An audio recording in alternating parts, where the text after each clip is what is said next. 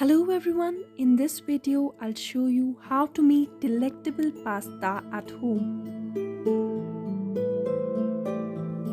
Take 175 grams of macaroni pasta,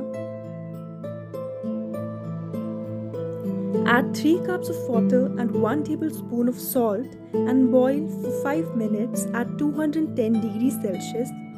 Keep the boiled pasta aside. Take 1.5 onion and cook it on 1 tablespoon of oil for 1 minute. Take 1 capsicum and 1.5 tomato. Add it to onions and cook the mixture for 3 minutes.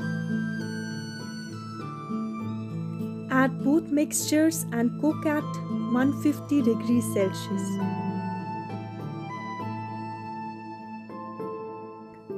Add garam masala 1 tablespoon or Maggi masala 1 packet. Stir and cook for 5 minutes.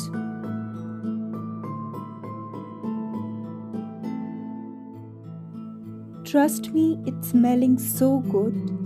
You can now serve your pasta and enjoy it with your family.